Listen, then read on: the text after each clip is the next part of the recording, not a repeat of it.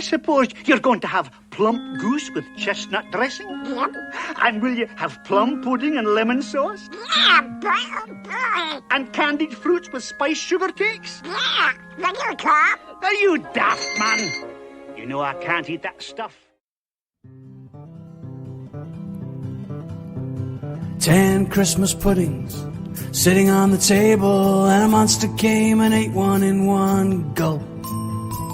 Then there were nine Christmas puddings.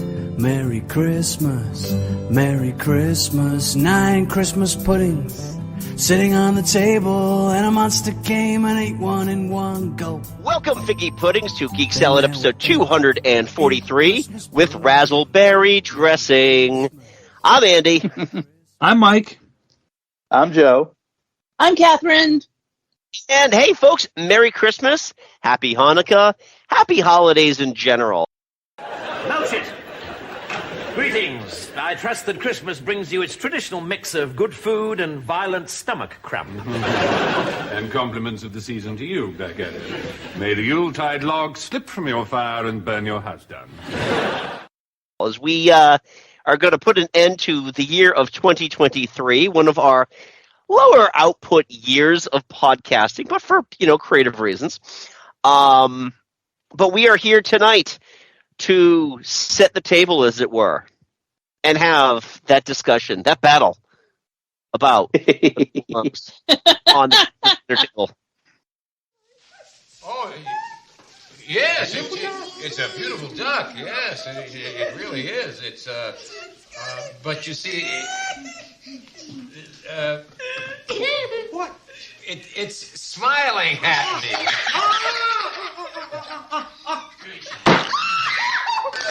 Okay.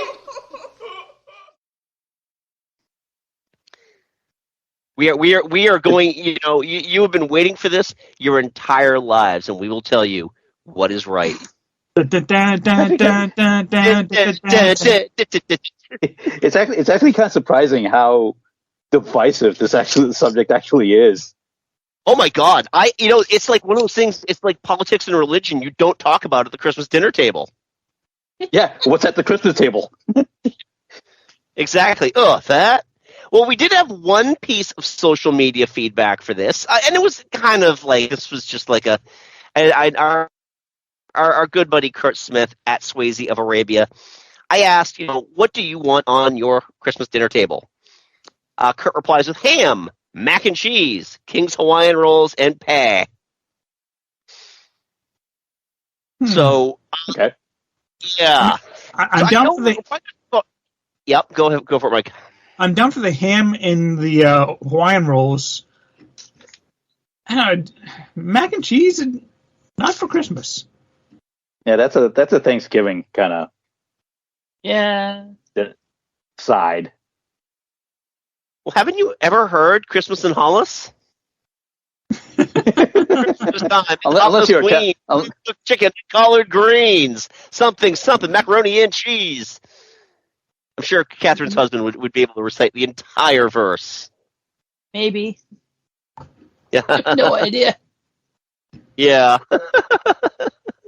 Well, thank you, Kurt, for yes, thank you. responding back to that. Yes, I think that we're going to have and I think some of those will kind of fall back into the conversation here. But I do want to start with appetizers, which, not part of the dinner table, but still a very important part of that Christmas dinner gathering. So, guys, what are your ideal appetizers pre-Christmas dinner? Deviled eggs. Oh yeah, deviled eggs. In my family, it's kielbasa that's been in the slow cooker for like 5 hours. Ooh, wow. I love Nope. I love kielbasa, something fierce, but I'm always tasting it like 5 hours later. I burp and like, there's that kielbasa.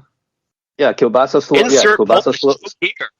Yeah, slow cooked in beer and brown sugar.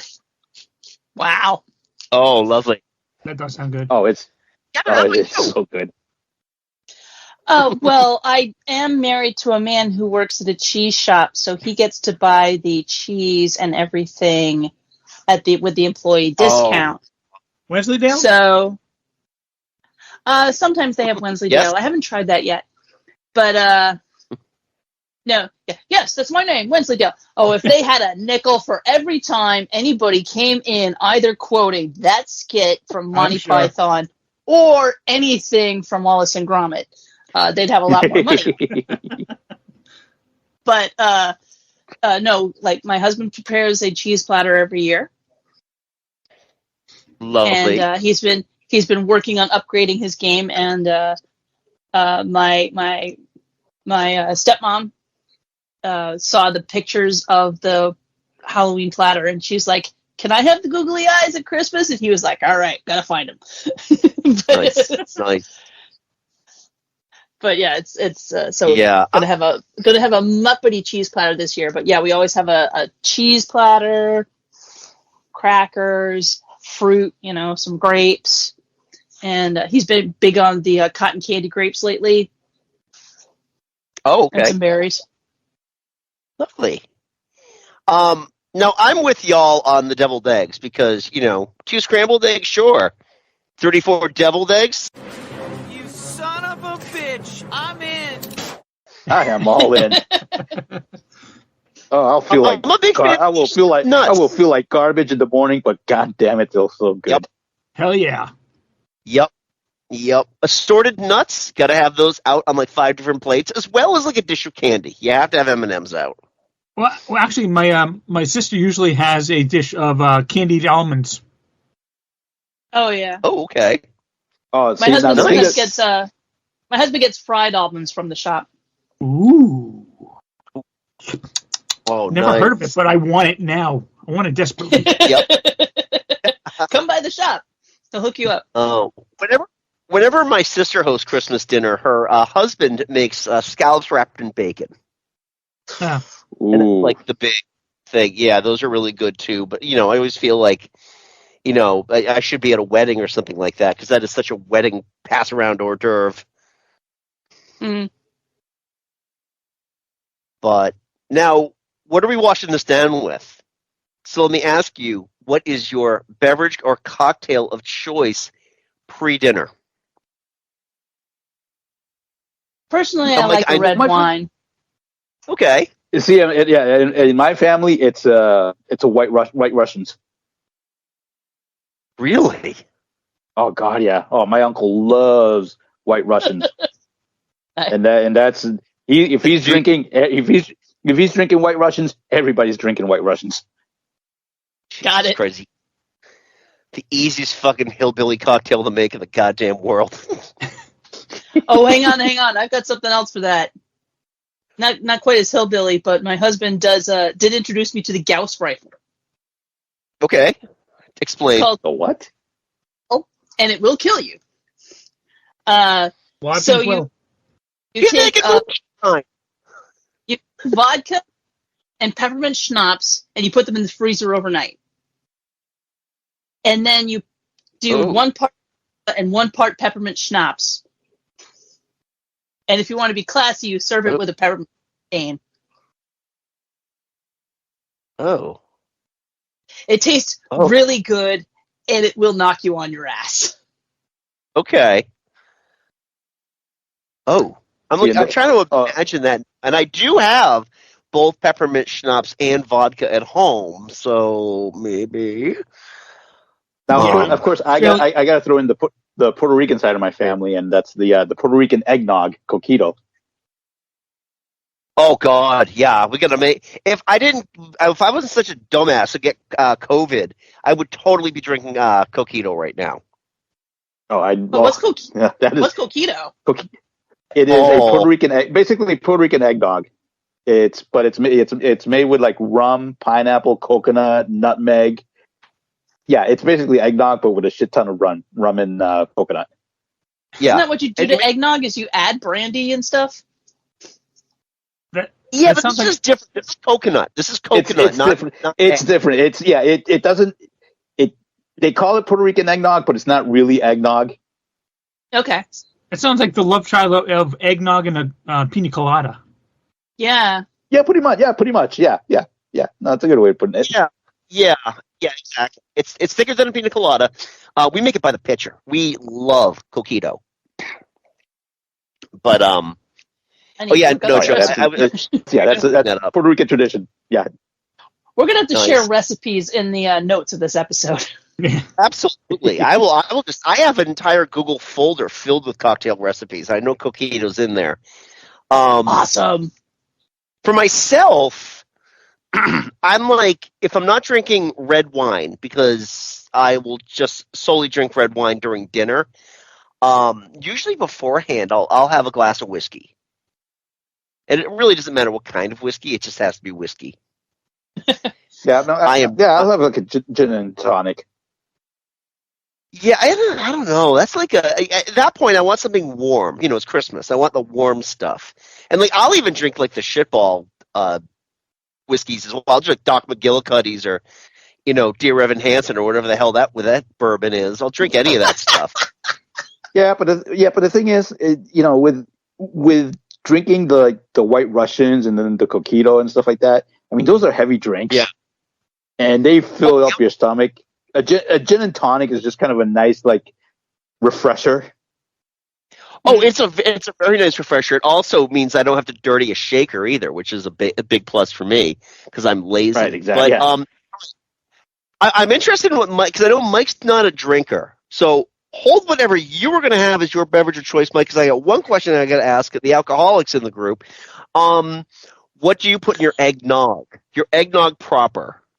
Homer, didn't you get any milk? All I see is eggnog. 'Tis the season, Marge. We only get 30 sweet, noggy days. Then the government takes it away again.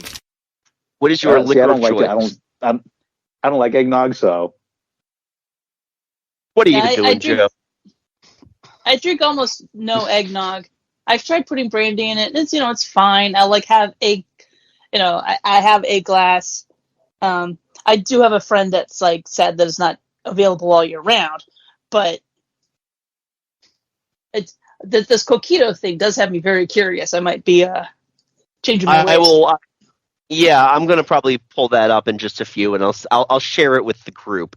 For me, like I discovered because for my 40th birthday, which was like 11 years ago, I was gifted a bottle of Cafe Patron, and I had no idea what the hell to do with it. It's like tequila, but it's a chocolate coffee tequila.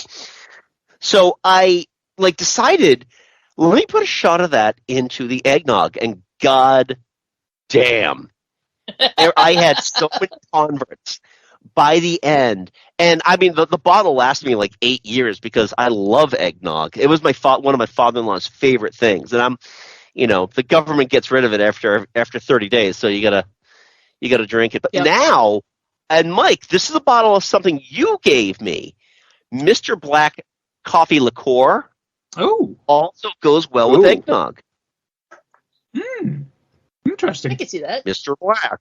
Yeah. So anyway, Mike, what is your like leisure beverage of choice for this festive season? Well, usually when I go over to my mom's on Christmas Eve, we'll have some just like straight up non-alcoholic eggnog. That tends to be a little thick for me. I kind of prefer my eggnog cut with regular milk. But what I might be doing this year, because I got my gifts from Jonna early, and she sent me these wonderful sweet matcha powder that I saw at an international market when I was out there. And you mix take a spoon of that, mix it with some hot water, and just stir it until it dissolves into a little slurry. Then you pour vanilla almond milk in there, and it basically becomes if you added ice to it, it'd be an Dunkin' iced matcha latte. But it is so good, and I'm tempted to bring some over to my mom's on Christmas Eve and see if she likes it. But usually when I go over to my sister's house on Christmas Day, I'll probably just have the cranberry ginger ale or just something, just something to wet my whistle. Apple cider maybe. They have it. Yeah. Okay. Fair. Yeah, I like my son will drink Dr. Pepper like for every holiday. Oh, Joe, you beat me too. Get him some Mr. Pig. Same one here. No, I got a different one here. So, all right. So, Catherine now has two different coquito recipes to try out in our knowledge fight and behind the bastards chat thread here. So that should be fun. We should definitely put like any recipes that we have in the notes for this episode, because people are going to want to. People might be interested because I do have like my entrees. I should be able to find the recipes. Okay. I don't really do anything special with mine, but maybe I'll do I'll put some potato recipes in there. But Joe, I will defer to you on the coquito because you're the Puerto Rican. I assume you'll know what's best for all of them. No, I mean, honestly, coquito recipe is it goes, even though there's some basics, it changes from family to family. So a lot of it's handed down from within a family. Yep. That's why the night crawl at on Christmas Eve in Puerto Rico is so much fun. I'm filled with coconut milk. Oh God. Yeah. So, all right. Well, let's move on to the main event then. The dinner. I'm going to start with Mike. Mike? Yes. What is your preferred Christmas main course? Not the whole thing, just the main course. What is the star of that dinner for you? For me, I mean, it really depends on what my sister makes, but usually she's going to make a ham with a brown sugar glaze. Okay. And so I would even have that for Thanksgiving if they made it. I'm not the biggest turkey fan unless it's the cold cut, but a nice cooked ham. See, I don't like the cold cut ham, but a baked ham with a brown sugar glaze. Oh, mwah, love it. But you're a cold cut turkey person, but not an off the bone turkey person. Right, exactly. Yeah, I'm kind of weird that way. Interesting. Catherine? All right. So many years ago when I was still kind of broke, I asked my stepmom what I could do that didn't cost much money, and she asked me if I could cook dinner, and they would buy it. Oh. And thus began a tradition. Oh. And now that I'm better off, I can buy the dinner and cook it. So lovely. I do. Yep. So I bring I go over and I cook a prime rib. I get a rib roast and I cook it. I started out doing it as a garlic and pepper crusted. Ooh. Which so what you end up doing with that is you warm unsalted butter to temperature, mince garlic, and put in pepper, like coarse ground black pepper, and then spread that on top of the beast and cool it for a bit, and then in the fridge like that, and then you roast it slow for hours. And then I make a red wine au jus. And then I also when I make the au jus, it's kind of like making a gravy where you pour off all the liquid, keep the beef drippings, and pour off all the fat. And then I saute red onions in the beef fat and serve that with it over watercress. Au jus. And then I make a red wine au jus for the beef. And then I know we're only talking about the main event, but there is a Yorkshire pudding that goes with it. Interesting. But that's delightful. I'm so much into the garlic and pepper, so I've kind of cut that back. So all the same things, except that now I just dry age the roast Alton Brown in the fridge for a week. Nice. Nice. How about you, Joe? Well, all right. So I gotta go. I got two sides to it. There's two sides to my family. So my American family, we are a turkey family for Christmas. We do turkey Thanksgiving. We do turkey on Christmas. So that's the main event. Though on Christmas we do have a ham. Just for people who want the ham. But no, we're a traditional turkey family for Christmas. But the Puerto Rican side of my family, in Puerto Rico you don't really have a Christmas dinner. The big time in Christmas is Christmas Eve. That's when you have the dinner. That's when you have the party and everything else. And for that we have what's called pernil, which is a roasted pork shoulder that's marinated and slow roasted. And it's roasted in such a way that the outside skin is like this hard shell, but it's like fall apart tender once you open it up. Mm-hmm. Wow! And so the meat is so soft and it's so tender and delicious, full of flavor, and it's so oh my god, it's nice. Makes me want to go back to the island. Oh. So for me, if I'm not hosting, now keep in mind, you can call me a big government liberal all you want. I think turkey should be mandated for both Thanksgiving and Christmas. Now it is well known throughout the Midwest that the old man is a turkey junkie, a bona fide Gali Turkacanas freak. A few days before Christmas, his eyes would begin to gleam with a wild and ravenous light. Here. Well, yes, but usually if I'm going to somebody else's house, it's usually ham. We're usually served ham or some kind of like a prime rib, something that is. It's so rare that essentially somebody just slapped a cow on the ass and told it to get up on the table. Yeah, see, because me and the kid, me, Diane, and the kids, we always kind of go to somebody else's house for Christmas Day dinner. Christmas Eve, we have our own kind of dinner. That's when I make a prime rib, just for Christmas Eve. So we have like our own little Christmas Eve tradition, I see, Christmas Eve, I'm driving to Vermont with my husband, who has just finished a day of work, and nothing's open in northern Vermont. Like the first year we did this, we managed to actually get a Chinese food order in somehow. But now we get we get a residence in, so I'll be bringing like frozen food to cook on the stovetop. That's my Christmas Eve. Yeah. Well, the last. Anyway, I'm sorry. I'm sorry. I interrupted Joe. Oh no, that's fine. That's okay.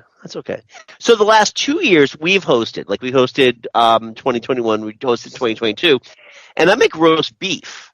So I have a very good slow cook, high temperature slow cook roast beef, and it comes out so just juicy and tender. It's so wonderful, and I can make the gravy from its drippings and all that fun stuff. So I was I'm a slow roast, low temperature, oil it all over, kosher salt. Yeah. Yeah, no, that's all me. Now, what about the sides? What are we putting on there? So let me throw it out to you. How many of you use potatoes as like one of your primary side dishes? What we need is a few good taters. What's taters, precious? What's taters, huh? Potatoes. Boil them, mash them, stick them in a stew. Oh, that's right. I do make mashed potatoes. You make? Okay, awesome. I make dirty mashed potatoes, which is, I just take red potatoes. I don't cut the skins off.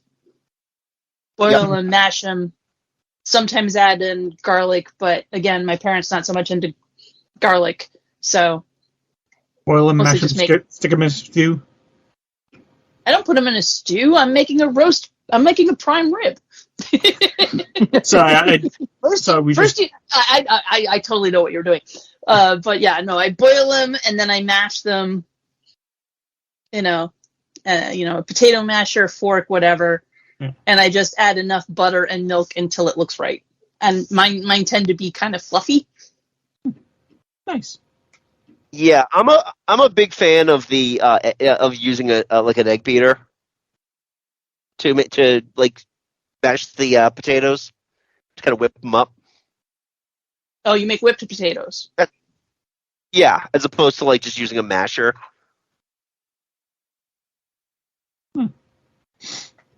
So for How many us people in my do you cook for? Oh, good Lord. Last year we cooked for about 7. Well, no, we cooked for 9 last year. The year before we cooked for about 7 because last year my mother and my stepfather joined us. Okay. So, yeah, so I cooked for a lot of people. And, I mean, my mother is a vegetarian. My mother-in-law is a vegetarian, so we have to kind of come up with alternate meals for them. Oh, yeah. But, what's that? Tofurkey.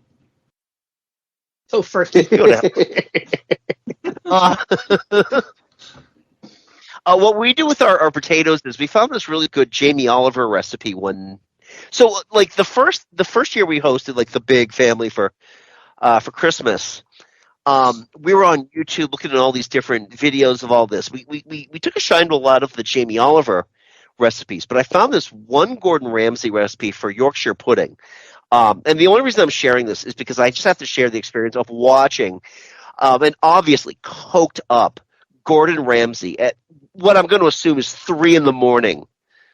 making Yorkshire pudding because he is just like all over the place, and he gave the camera guy a bump as well, and it's just crazy. But the Jamie Oliver stuff, he has this potato recipe, which is you peel the potatoes, they're just like regular white potatoes. You parboil them, and then you put them into a pan, and you just kind of you bake them for an hour, and then you use your potato masher and just push them down and drizzle oil and garlic and all that stuff over, and then you bake them again. So they're not baked potatoes. Oh, they're so good though. Interesting. Yeah. Mike, Joe, is it a potato thing, or are you like Kurt? Do you have macaroni and cheese? No, we have pretty much all this. For my family, for my my family here in the States, my dad's side of the family, it's a traditional. Anything that you had on Thanksgiving, it's carried over for Christmas. Christmas dinner is just basically a copy of Thanksgiving dinner. It's at the addition. You get the addition of like the ham, and that's pretty much it. It's just a repeat of Thanksgiving. So you get all turkey with mashed potatoes and rice and corn, peas, carrots, glazed carrots and stuff like that. So, but the Puerto Rican side, I get you get basically Puerto Rican rice with chickpeas and plantains, mashed plantains, mofongo, all the good stuff. Nice. How about you, Mike? Yeah, kind of similar to Joe. A lot of the accoutrements of Thanksgiving kind of carry over. So usually they make my sister will make a ham and a turkey. And then she'll make a stuffing, but not it doesn't go in the turkey. It's just baked in its own casserole dish. Usually she'll mix it with do like the stuffing, the bread stuffing with bits of sausage and apples, and that's really that is actually called a dressing when it's not actually put in an animal. It's called a dressing when it's cooked in a casserole dish. Hey, when she's right, she's right. Yep. And you know what? It's kind of become like very hipster to hate on it, but I don't care. I fucking love sweet potatoes with marshmallows on top. You bake them, you get the marshmallows nice and melted and crispy on top, and then get a little bit of sweetness with your sweet potato. I love it. Mike, that is like the one, like, I have always wanted to like sweet potatoes solely for that presentation, the brown and all that. I can't. It looks lovely, and I'm so envious of people who find joy in it, because every time I've tried it, it looks lovely and it smells great. But, oh, sweet potatoes with the marshmallows on top, I love it. I mean, hell, I will eat if there's the option. Like if I'm out like eating fast food with French fries, if there's the option for sweet potato fries, I will get it because I love them that much. They are so good. Yeah, I don't know. I'm just like, I'll go with the less nutritional potato option. Yeah, I'm with Andy on this one. on this one. Give me all the starch. Well, I mean, usually my brother-in-law will actually mash up some mashed potatoes. You see him with the masher just kind of whipping and put in some cream and some butter and just whip it all around. And I mean, it's good, but give me that sweet potato. Okay. Catherine, what are your thoughts on the whole potato thing with sweet versus mashed or marshmallows? Personally, I'm a mashed person. I don't personally like sweet potatoes. I used to make, I would bake sweet potatoes for Thanksgiving, but I turned out that I didn't have enough takers on that because it's just me and my mom and my husband at this point. So it's like, whatever. Baked sweet potatoes with like butter and then some like cinnamon and sugar or brown sugar. That's really good as well. Yeah. But like, sure. I will once every couple of years I'll eat sweet potato chips. That's about it. Okay. But I don't judge. Okay. I don't know how to make it, but I know that people love it. It's definitely, it's also like a meme kind of thing. It's like, this is what I do. As Mike was describing it, I was picturing this scene from the old Chuck TV show. And it's like, there's nothing wrong with that. That is definitely a very American dish. Mm-hmm. And I'm not going to say that's wrong. I'm just, personally, it's not for me, but absolutely, eat your heart out. So, a few years ago, Sun Chips came out with a sweet potato Sun Chip around like fall time, autumn, and I would buy a bag every time, and I'd polish it off in like usually 2 or 3 days, and I haven't seen them in years, and I am so bummed because I love them so much. They're so good. Have you checked the internet? What is the internet? What is the internet? That is the thing we are talking over. Oh, I thought it was the magic box. This is voice over internet protocol that we're on right now.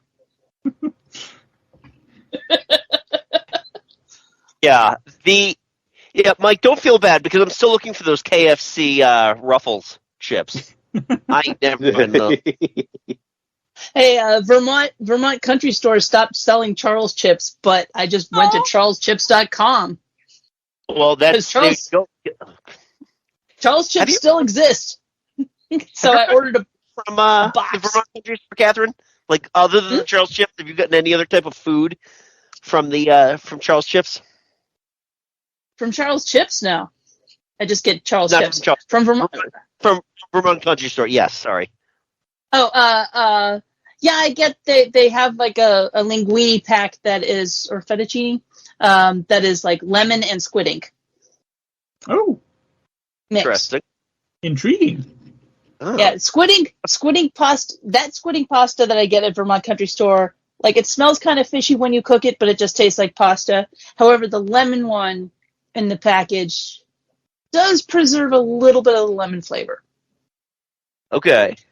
But it's, it's like I go to the actual Vermont Country Store just off of 91, in the big store. And so, like, I don't buy, like, the cheese or any other perishables because I'm going to drive for another few hours. Yeah. Yeah. But it is on my way to my November sewing retreat. Okay. Awesome. Yeah, Autumn, a few years ago, Autumn got me these, like, boozy mince pies from Ooh. store, which are really, really yummy. But we'll talk about dessert later on because I've got a ton of dessert choices here. I do want to sidetrack one thing, based on not so much a dinner thing, but something that's like kind of a reason for the season type of meal. I made my first tortilla the other day. I saw that on Facebook. You guys familiar with the tortilla? Yes. No. It looked like a meat pie. Yeah, it looks like a meat. Yeah, it looks like a meat pie. It's made with pork and beef. And there's like one single solitary potato there to bind it all together. And there's like onion and garlic and celery in there and a buttload of spices. And it's served as a pie. And you cook it on one day and then you don't eat it for like another day or two. And my wife said it was hands down the best tortilla she's ever eaten. So I feel great about that because it was the first one I ever made. And, I know that all of her French Canadian relatives are probably just pissed at me right now. So, amazingly, the very next day, I tested positive for COVID. So, who's to say, right? Yeah, Andy. It sounds. Go ahead. Go. Oh, it just sounds like a French Canadian shepherd's pie. Yeah, kind of. Except it's not as like.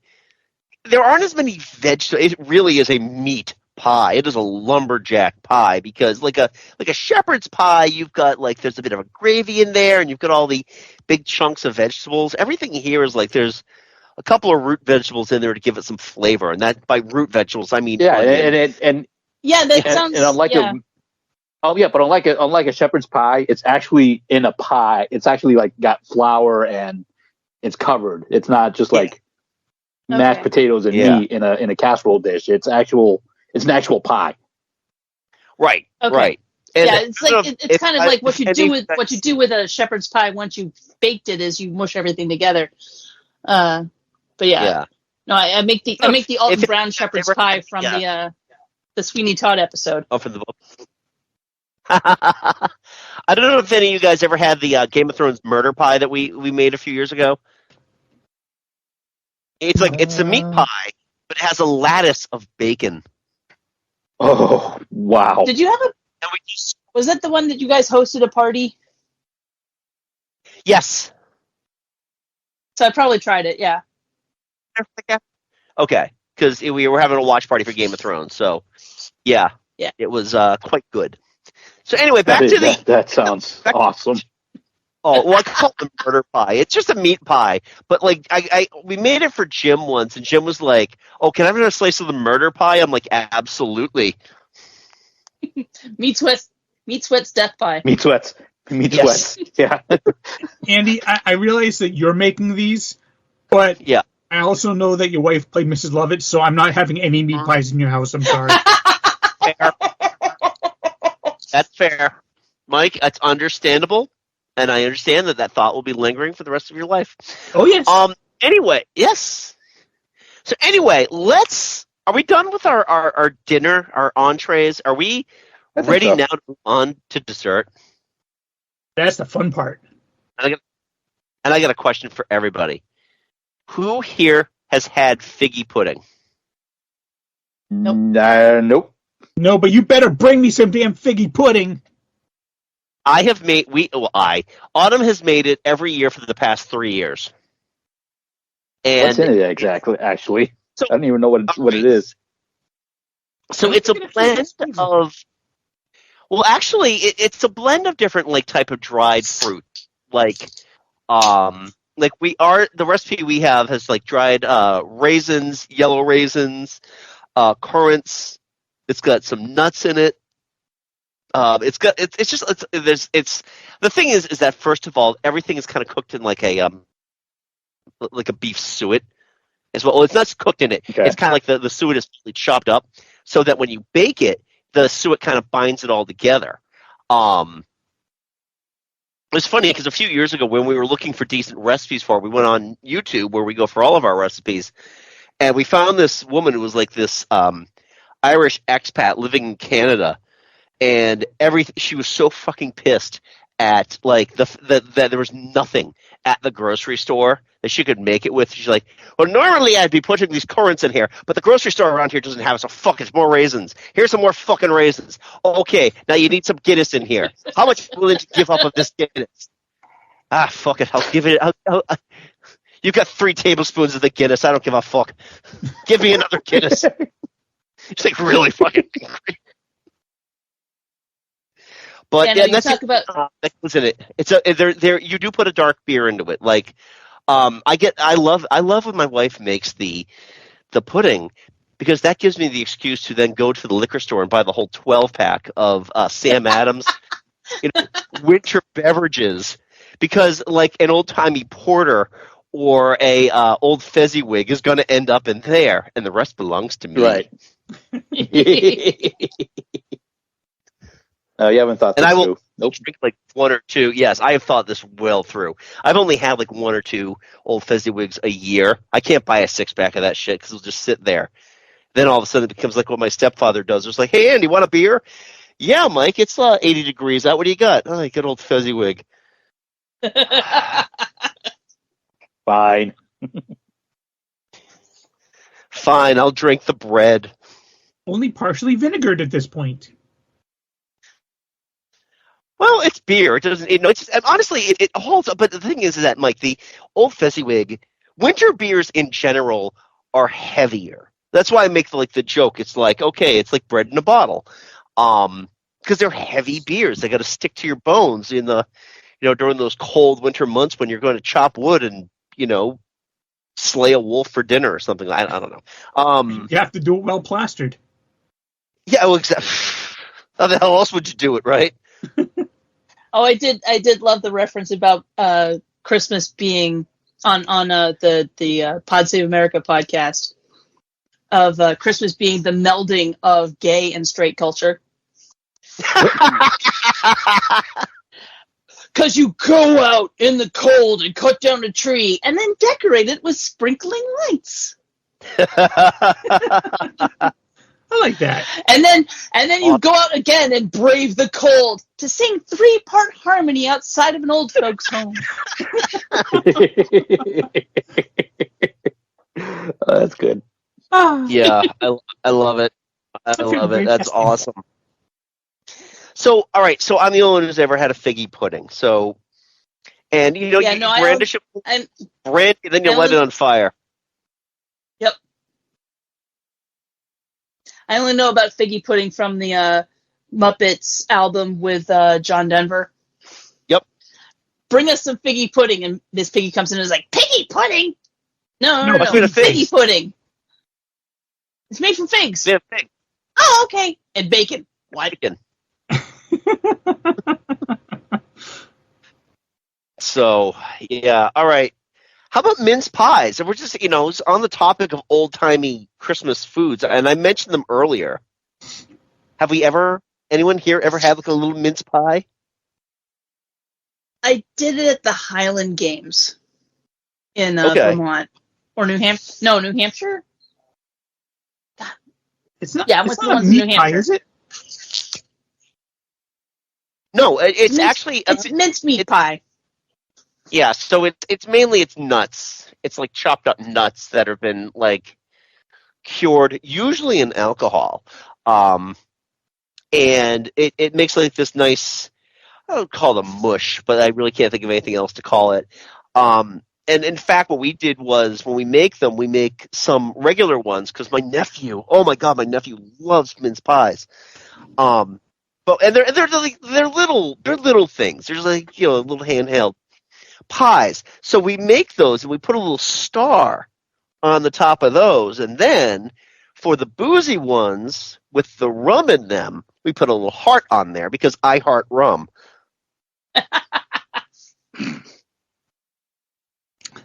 Okay.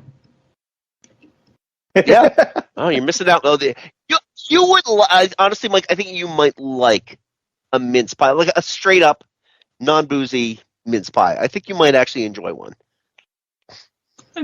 Yeah, I might.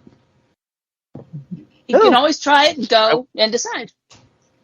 Yes, exactly. You're never too young to try new foods. Anyway, what other desserts do we have? Kurt mentioned pie. He wasn't very specific, but I'm assuming he means like a pecan pie or something like that. What are your desserts of choice for the end of the meal?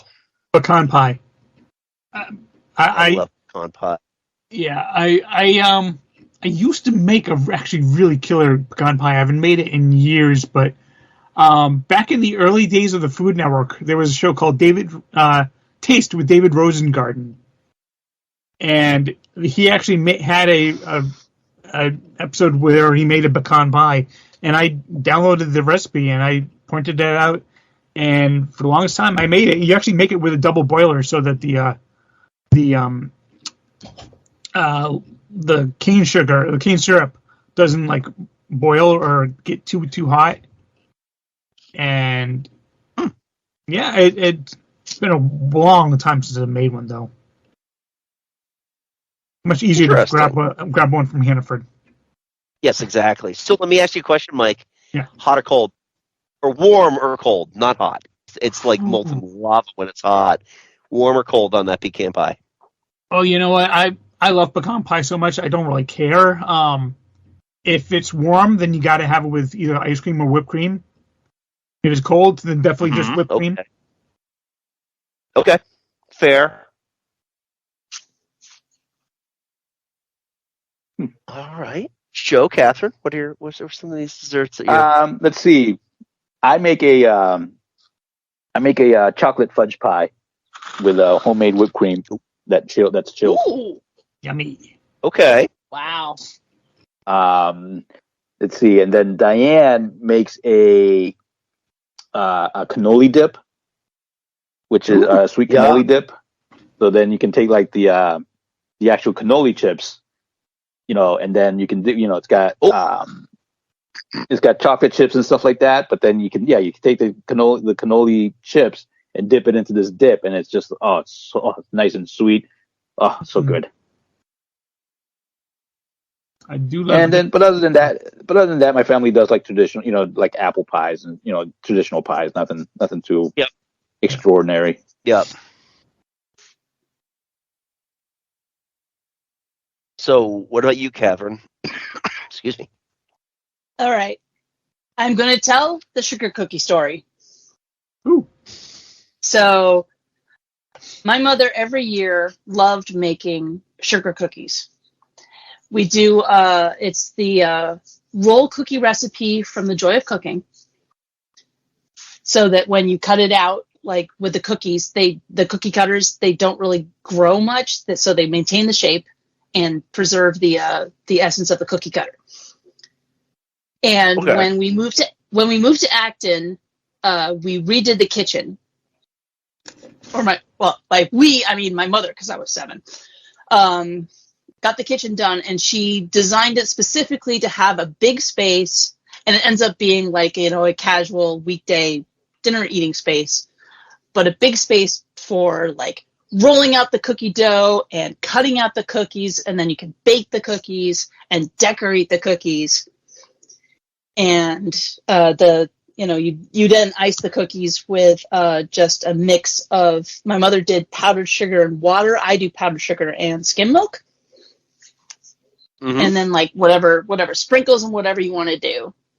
And that was always the thing. And that house was featured in the Labor Day movie, which has a whole big pie baking scene in that kitchen. Yep, I remember.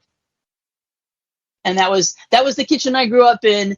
And they were like, yeah, this is a perfect baking kitchen. Let's go. So... But yeah, no, those sugar cookies, and I was realizing today, I was like, I need to make sugar cookies. Because the other thing is, my mother's birthday is the 22nd. And so, like, before, back when she was young and newly married, it's like, couldn't make much. So she made the sugar cookies, and then like all the leftover dough was just cooked into a lumpy cookie and sprinkled with all the rest of everything, and that was her birthday cookie. Interesting. That sounds delightful. But yeah, they're so tasty. Everybody I've ever made these sugar cookies for is just like, these are so tasty and so good. And I'm like, yeah. And they're so much fun to make. And it's such a fun family activity to just be like, I'm going to use this cookie cutter. I'm going to use this cookie cutter. And then we're going to decorate it. We're going to have a purple dinosaur or like a pink elephant. It's going to be fun. I love sugar cookies. I do too. Just cookies in general. Like my mother makes this pinwheel cookie. It's a peppermint pinwheel cookie, and I have to have them every year. And essentially, all it is. It's like there's one. You make your vanilla dough, you make your peppermint dough, and then you simply just roll them together and then cut them up into cookies and bake them. Oh, wow! Oh, that reminds me. One thing that I absolutely loved when I used to work when I was working on the Big Dig right out of college, I was working at the North End, and Christmas in the North End. Oh my God! Oh, but this is where I fell in love with pizzelles. Yeah. Oh my God! Freshly made. I could freshly made pizzelles. Oh, I could polish off a whole package of them, a whole box of them, just on my own. With chocolate sauce on them. No, it's when the chocolate is nice and crunchy. When it's okay, all right. Pardon my ignorance, but what's a pizzelle? It's like a waffle. It's like a waffled thin wafer cookie. I think it's probably the best I can explain that. I think you can get and there's several different types. Like you can get the licorice flavored kind, but those are like a little bit bigger. Yeah, the anise ones. Yeah. I think I know anise or something like that. No, the time I've had pizzelles and I was like, oh, I should never do this again, was that we turned them in the ice cream sandwiches. Oh, you take pizzelles and you put a slice of like whatever ice cream you want. Like I think we did vanilla. Oh my God. Yeah. I don't think you need to get too complex with it. I think vanilla's perfect for that, right? Oh yeah. Yeah. Yeah, you don't need a fancy flavor to overpower the pizzelle. Yeah, I mean the pizzelle can be pretty it has a pretty strong flavor by itself, but yeah, I think I had a party and somebody was like, it was awesome. No, the vanilla, the ice cream should just complement the pizzelle, not overpower it. Oh yeah, absolutely, right. Exactly, yeah, absolutely. So one more question for you before we wrap up, because I know we're all about the eating here. What is your ideal Christmas morning breakfast? Does anybody have any traditions for that, or is it just like, whatever, I'll make some eggs? Generally, I'm skipping breakfast in order to save room for dinner. But however, I have been thinking about making Dutch baby pancakes, which is another kind of popover thing. It's kind of a popover recipe. It's a little sweeter, and I actually got maple sugar to do it with. And it's something that you heat an iron skillet, warm butter in it, pour this is another almond brown thing. Yep. Pour everything in it, throw it in the oven, and then it just puffs up. You take it out, slice it, and sprinkle powdered sugar on top.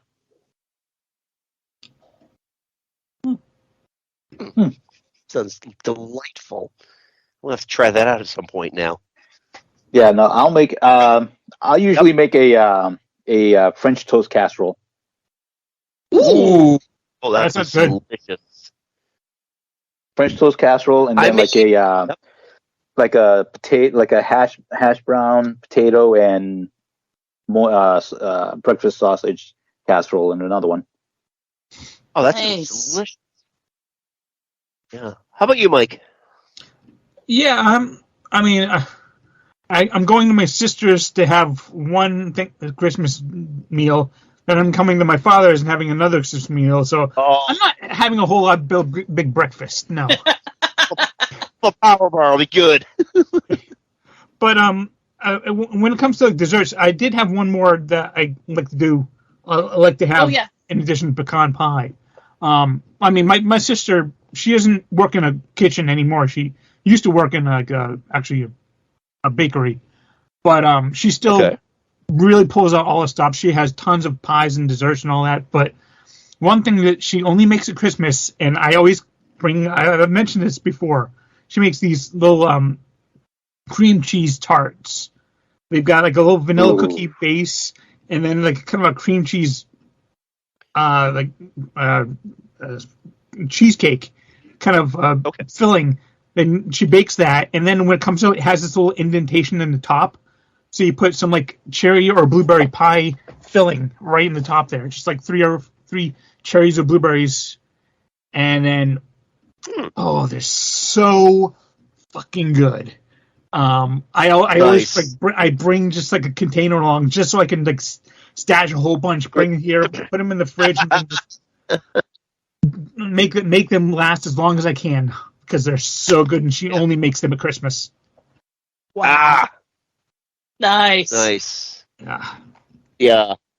In our family, like usually our usual go-to is it's simple because we still got open presents, so usually we're traveling or something like that. We usually just do like the Pillsbury cinnamon rolls, and maybe I'll make some eggs if we need a little bit of protein. One year though, I made this eggnog French toast, and it was the first time that my in-laws came over for Christmas morning. Autumn had been like, I think she had noro or something like that. She was ghastly sick that, like the night before. So they decided we're going to come over if you want to, I was like, yeah, I'll make breakfast. So I made the eggnog French toast. Oh, my father-in-law was raving about it for like a solid year. So, my brother, usually it's My brother used to make like a cinnamon roll, and now that he's kind of overseas in the military with his family, he's obviously not doing that. But my sister makes it every now and then, so it's kind of nice. Just take it, just cut it in half, spread some butter on it, put it in the microwave for just a few seconds, and you can just start peeling off the layers with that little bit of butter and cinnamon sugar. Oh, so good. Oh, lovely. Well, now I'm freaking hungry. Well, anyway, guys, this was a great conversation, and I'm super hungry. And we're gonna drop the links. I think it'll be easier for us to drop the links to our recipes. We'll link it. We'll just link it to our Google Drive. Geek Salad Radio at gmail.com. We'll link that. So if you heard any amazing recipes that we either found online or we've made ourselves, you can follow along with those. I'm sure that it's going to be just a few of the specialty recipes, but we will see what we come up with there. So you can feel free to try those out before Christmas. And as I mentioned before, this is our last episode of 2023, and I want to thank Joe, Catherine, and Mike for all your hard work this year and dealing with me and my ridiculously busy theater schedule this year. Being able to just pump out some really fun episodes, and I really appreciate all of you. Thank you. Hey, do give us your best. Yeah, do give us your best theater. Boo-hoo-hoo-hoo-hoo. Oh no! I got cast again. No, whatever shall I do? Actually, after something wrong, I am taking a friggin' break, and then I think I'm going to stick to directing for a little bit because I am burnt. So, anyway, when we come back in the calendar year of 2024, we will be kicking off with something a little different. Normally, we would do we'd be ranking the shows from Disney Plus, the Marvel and Star Wars stuff. We're not going to do that next year. We are actually going to look back at the year 2023 and talk about some of our favorite and least favorite pieces of media. It could be TV, it could be movies, it could be a new podcast we discovered. It could be one of those things. So we are going to give you our best and worst lists of 2023 in January of 2024. So you can let us know what your best and worst were. I'll be happy to hear those. If you want to follow us on the socials, we are on Facebook at Geek Salad Podcast, and we are at Geek Salad Radio on Blue Sky, on Threads, and on Twitter. I'm not calling it X because people who call it X are letting you know where their whereabouts were on January 6th. And you're dead naming it. I'm also dead naming it, just like Elon dead names his own kid. And if we appreciate you listening to this episode, you can go back listen to our archive, which is everywhere you get your podcast. So if you're listening to it now on Spotify or Apple or Google Podcasts, we will be moving over to YouTube podcasts come April 2nd, because Google Podcasts is going away, but we will make sure that we are on YouTube as well. But you can also check out YouTube at Geek Salad Podcast for Mike and my retro movie reviews, where you can check those out. You can also get the audio for our podcast right there as well. So all the things, right? Yep. So I don't think I'm forgetting anything, am I? Nope. No, I think you got awesome. It. All right. Well, I think it's time for me to medicate myself up and go to bed. And I've had 2 days off from work. Now I have to go back to work tomorrow. So hopefully I'll be out of the woods soon. Yes, exactly. So anyway, until next time, I'm Andy. I'm Mike. I'm Joe. I'm Catherine. Go forth, be nerdful, and hey, happy holidays and happy New Year, folks. We'll see you in the new year. Bye-bye. Peace on Earth. Christmas pudding sitting on the table, and a monster came and ate it in one gulp. Then there were none, no Christmas puddings. Merry Christmas, Merry Christmas, Merry Christmas, everyone.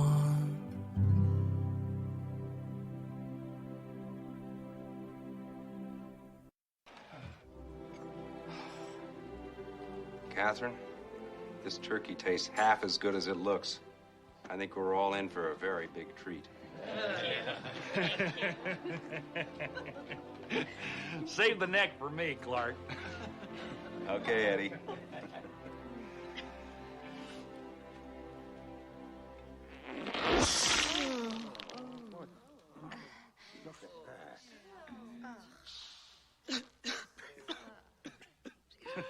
Sorry. Why are you crying? I told you we put it in too early. Oh, it's just a little dry. It's fine. I told you.